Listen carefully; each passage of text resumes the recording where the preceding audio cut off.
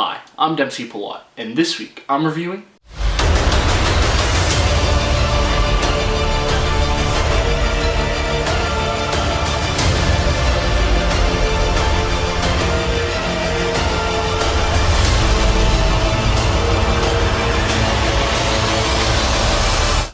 Avengers: Endgame was directed by the Russo brothers and features an ensemble cast consisting of Robert Downey Jr., Chris Evans, Chris Hemsworth, Mark Ruffalo, and Scarlett Johansson. Well, and many, many more. This film takes place immediately after the events of Avengers: Infinity War and follows Earth's mightiest heroes as they try and undo Thanos' snap. Now, if you have no idea what the hell I just said and it just sounds like total gibberish, I feel bad for you because you've probably been living under a rock your whole entire life. But for the other 99%, I just want to warn you that this review is going to be a spoiler-filled one. And I don't want to ruin anything, especially for those who haven't seen the film, or if you've even seen the film once and still are kind of sitting on some of your thoughts, or you want to see it again. Proceed with caution, okay? I don't want to ruin anything for anyone. And they even have a little campaign encouraging people not to spoil anything for anyone. So I don't want to be that guy. So this will be your only warning, okay? And yeah, let's begin this spoiler review. Now, first things first. Let's talk about how Ant-Man goes inside Thanos' ass. Just kidding. Okay. That meme is just ridiculous. And I really thought it was going to happen for 1 second in the movie, until it didn't. And I really think it would have been fantastic had the Russo brothers done those kind of reshoots, but I'm also very glad that they didn't. In all seriousness though, this movie was fantastic. It is the epic, satisfying conclusion that the fans deserve. There is just so much to love about this film, but the biggest takeaway for me anyway was the fact that at its core, it's a Hawkeye movie, which I don't think anybody really saw coming. And in the past, the Russo brothers did say that this film would have a very special arc for Hawkeye, and they weren't lying. From before the Marvel logo even appears, we see Hawkeye being the man that he's always wanted to be, a family man. And unfortunately, when they're taken away from him via the snap, he is forced to become a different person. And I think that his arc over the course of the film shows him kind of going to his lowest and then being reborn again, which I thought was beautiful and just really well deserved in my opinion. It's one of those things where it's like you're expecting it for so long. You know, he's been such a laid back character this entire time, but now he finally gets his time to shine, and that's what this film is. It is his spotlight. Now, another thing that I really liked about this film was the fact they used you see all the footage from the trailers within like the first 15 minutes, which I thought was brilliant and a brilliant marketing strategy on the Russo brothers' part. But also the fact that they kill Thanos right off the bat, and you're like, oh, you know, that's quick, but how are they going to get these guys back? You know, even after the problem is kind of taken care of, it's still not solved. And it's kind of interesting how they actually eventually solve it, which is, as we all know, through time travel. Now, I really like the way they use time travel in this movie, and don't get me wrong, time travel is very easy to mess up in a film. But here, I think the Russo brothers did a fairly good job with it.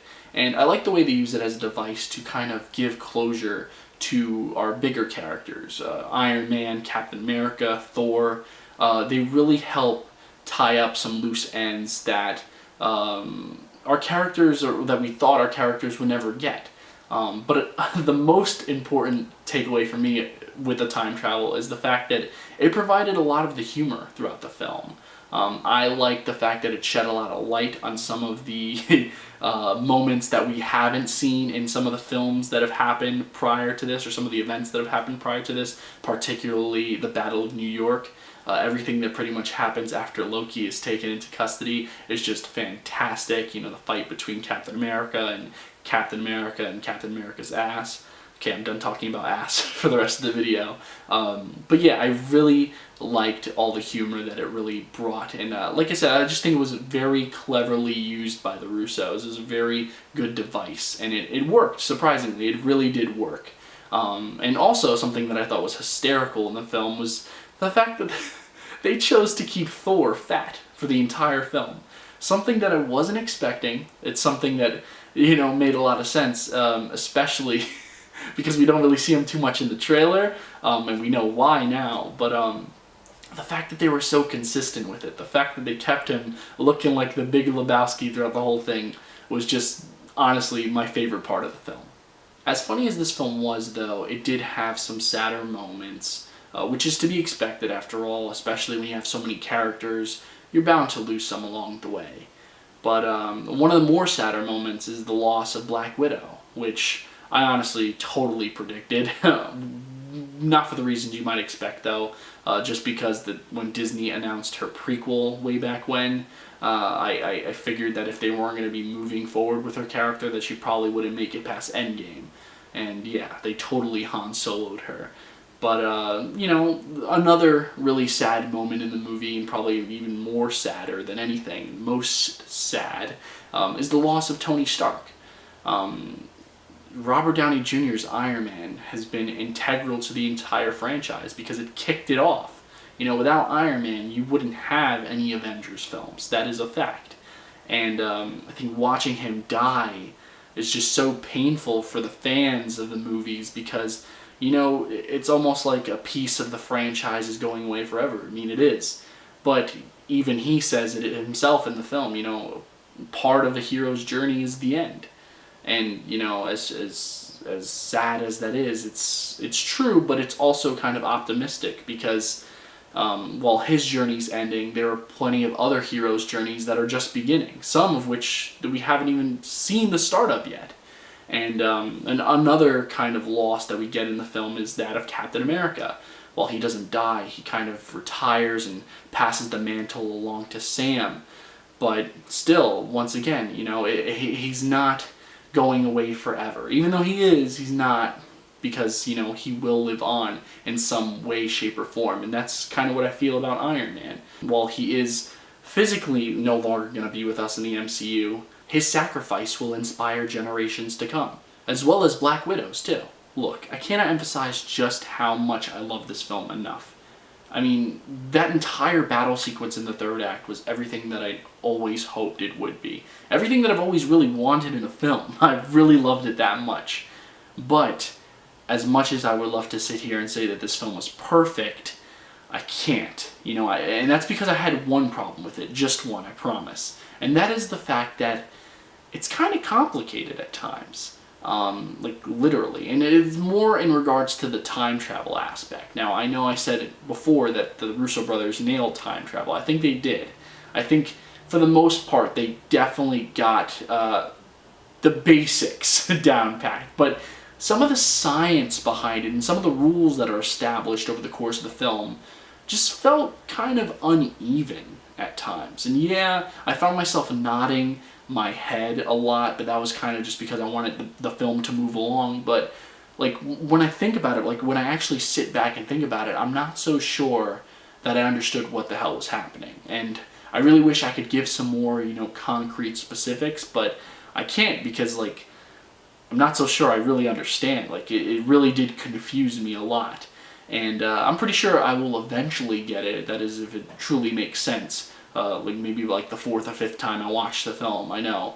I plan on doing it, and I'm such a masochist for doing so because, my bladder's going to explode at some point. But, that was really my only problem with the film. Other than that, I think this film is a truly special experience. And while it may not be perfect itself, I do think it's a perfect ending to a remarkable saga. One in a franchise with no real end in sight. And for that, I'm going to give this film 4.5 stars. I like this one. I'm just really eager to see where everyone else goes after this. Obviously, we do get some hints as to what might be coming our way, such as a Guardians of the Galaxy and Thor mashup, which would be awesome. As well as I mentioned before, Sam taking up the mantle as Captain America. But with the exception of Spider-Man, we don't really know what else is in store for the rest of our heroes, such as Doctor Strange, Black Panther, Captain Marvel, Scarlet Witch, and Hawkeye have TV shows slated for Disney's Plus streaming service coming out later this year.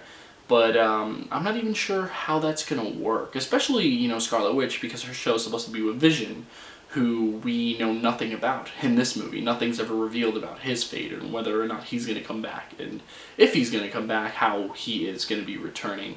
Also, Loki, what's going on with that? I mean, he disappears, well, that's just really confusing. That goes into like the whole timeline issue that I had, but yeah, there's most things were answered, but there's still a lot more questions that I have, but I guess only time will tell. Guys, thanks so much for watching. As always, if you like this video, hit that like button, and if you're not subscribed, I would ask you please subscribe. I post new videos weekly, and I've got some new stuff coming, I promise. I know I said it was coming in the last video, but just give me a couple more days, okay? It's going to be good, or at least I think it's going to be really good, and it's very exciting to me, okay? And hopefully it'll excite you too. But yeah, if you guys have seen this movie, which I'm pretty sure everybody in the world has already seen it like 2 or 3 times, I plan on seeing it again, feel free to comment in the comment section below. Let's talk spoilers. Let's talk theories if you think you know what's going to happen to some of the characters next. Talk to me. I love talking to you guys. It's probably my favorite thing about having a YouTube channel. So yeah, I look forward to seeing what you guys have to say. And yeah, that's pretty much it. Thanks again so much, guys. It means the world to me that you take the time out of your day to view these videos. I love making them for you, and I cannot wait to get back to work. So I should probably go. Until next time, I'm Dempsey Pallot. Take care.